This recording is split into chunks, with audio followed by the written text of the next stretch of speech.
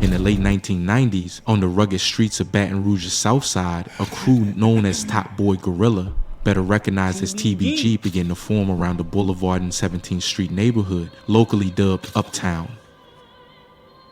At the heart of TBG's genesis was Ivy Sherrod Smith, popularly known as Little Ivy, a charismatic figure born on April 2, 1980. Lil Ivy's magnetic personality and street intelligence quickly transformed him from a local hustler to a revered figure in Baton Rouge's urban folklore. Before we get started on this video, Ivy's vision was clear: unite the one to spread the violence awareness. Lil Ivy's vision was clear: unite the neighborhood's aspiring rappers and hustlers into a powerful collective, initially gathering on street corners beneath flickering streetlights, freestyling verses that reflected their gritty daily realities.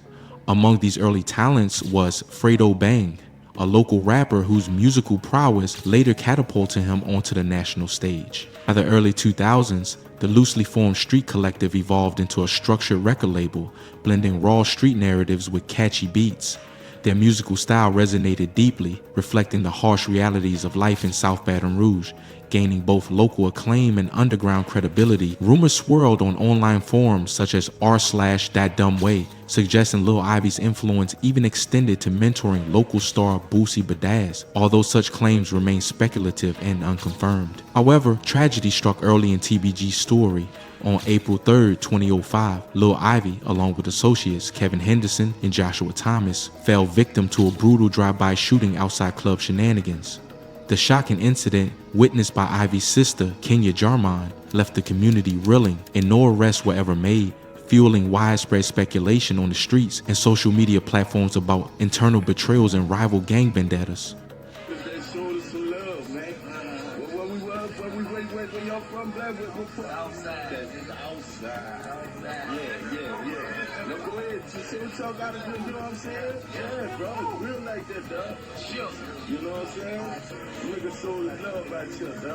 Despite the profound loss, TBG endured. Members channeled their grief into music, solidifying their reputation not just as rappers, but as survivors.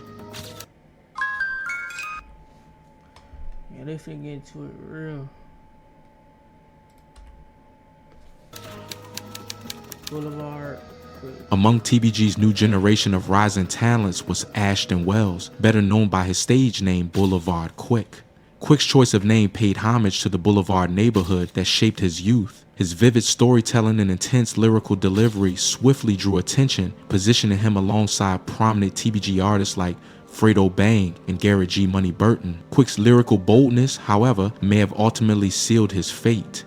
On November 26, 2018, Quick was tragically gunned down in the parking lot of Lakeside Villa Apartments on Wellwood Drive. Neighbors reported hearing 6 gunshots echo through the night, witnessing the shooter vanish into darkness, leaving Quick lifeless at the scene. His murder sent shockwaves through Baton Rouge's hip-hop community. Speculations emerged rapidly, suggesting Quick's bold lyrics referencing NBA YoungBoy's family might have triggered retaliation, although authorities never confirmed this theory.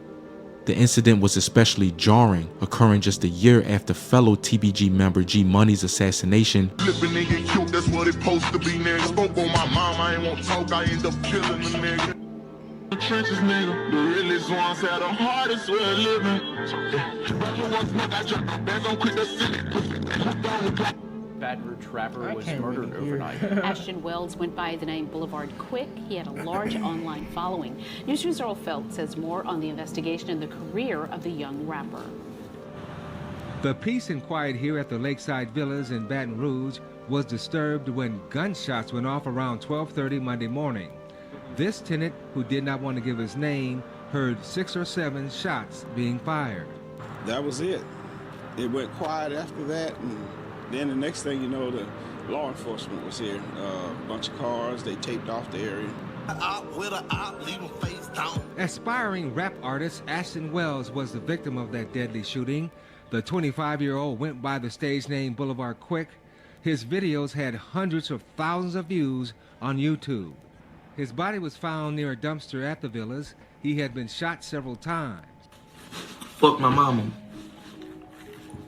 I ain't see that nigga, huh? It's a joke, huh? Pussy bitch. Good job. I'm a hoe. You hear me? Don't mix my rap life with my music life. I am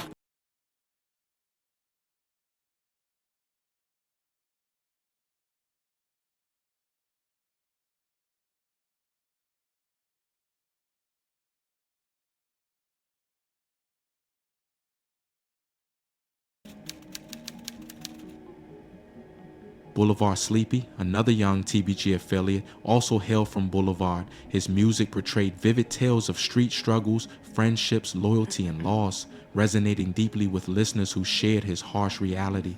His burgeoning career, however, took a dark turn in 2020. Mid-year, authorities linked Sleepy to a violent triple shooting in Baton Rouge, critically injuring one victim and permanently altering several families. Federal agents dramatically apprehended Sleepy in Miami, alongside fellow rapper Spinner Mitch, on outstanding Louisiana warrants. Prosecutors swiftly indicted Sleepy on serious. Y'all see how all this shit play out, bro? Like, to all the young niggas nowadays, like, you dissing, saying fuck him and this and that. This where it leads to, bro. All the dissing, it just make you a biggest target. You gotta duck for the police, and you gotta duck your ops. Like, at this point, you might as well just go to the army. At least you know you won't be going to jail, or the only thing you gotta worry about is the goddamn ops. But that's where all the shit get you, gang. I'm telling you, bro. This ain't nothing murder charges. While official court documents remain sparse, a 2023 report indicated a potential 25-year sentence, further intensifying the mystery and speculation surrounding his fate. Online forums buzzed with theories about internal strife and betrayal within TBG. Sleepy's story transformed from that of a promising artist to a grim example of the violent cycle plaguing Baton Rouge's rap scene. In the late 2010s, tensions between TBG and fellow Baton Rouge rapper NBA YoungBoy, real name Kentrell Golden, exploded into outright animosity. Initially allies, YoungBoy and Fredo Bang had even collaborated musically in their early careers, captured vividly in old music videos.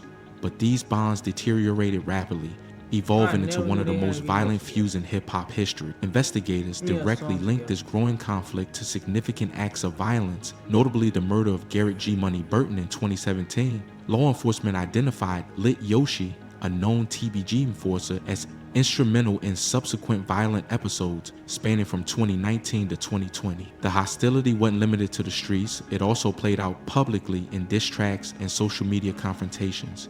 NBA YoungBoy's 2019 mixtape, 38 Baby 3, included an aggressive track explicitly aimed at TBG, intensifying animosity. In response, TBG artists Fredo Bang and G Money released their own provocative songs, further inflaming tensions.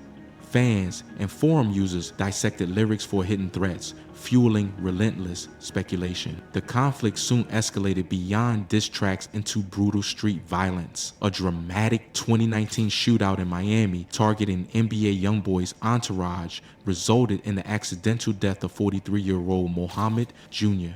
Jody, further shocking the public. Despite no immediate arrests, authorities hinted at TBG's Lit Yoshi's involvement based on intercepted jailhouse communications. In Baton Rouge, Lit Yoshi's reputation grew increasingly violent. 2 shootings in 2020 wounding adults and innocent children ultimately led to his guilty plea in 2022, accepting a 15-year prison term.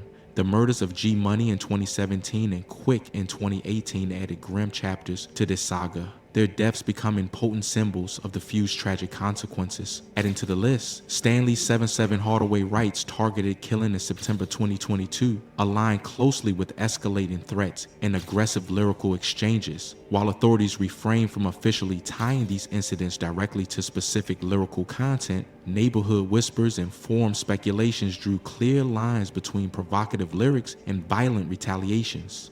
By 2020, law enforcement intensified efforts to quell the violence. A dramatic federal operation in Miami led to the arrests of Fredo Bang and Lit Yoshi, profoundly shaking Baton Rouge's music scene. Fredo faced parole violations from a prior 2016 shooting case, while Lit Yoshi faced attempted murder charges stemming from multiple shootings. Further convictions followed. Lit Yoshi's plea deal resulted in a 15-year sentence, highlighting authorities' determination to dismantle violent factions. Spinner Mitch, another TBG rapper, received a severe 25-year sentence related to the triple shooting involving Bull Sleepy. These relentless crackdowns significantly diminished TBG's presence, with numerous key figures incarcerated or silenced permanently by violence. By mid-2025, the collective strength of TBG was irrevocably compromised. Original founding figures like Little Ivy were long deceased, while newer stars faced imprisonment or had tragically fallen victim to violence. Distrust and paranoia permeated remaining circles, fracturing alliances and collaboration. TBG's new music began reflecting profound grief rather than bravado, depicting a crew marked more by sorrow than celebration. Public performances became scarce, overshadowed by security concerns and constant police scrutiny. Authorities continued labeling any TBG gatherings as gang events, ensuring persistent surveillance and pressure. Speculation and accusations lingered, with forums like r/Dad Dumbway featuring heated debates and theories about betrayals, rivalries, and even implicating other Baton Rouge artists like Boosie Badazz, though without concrete evidence. Ultimately, the saga of Top Boy Gorilla reflects a broader narrative about the severe cost of street life and violence, leaving a haunting legacy of lost potential and broken lives. The once powerful collective, born out of ambition and camaraderie, ended fragmented and overshadowed by tragedy, becoming a poignant cautionary tale within hip-hop culture and beyond.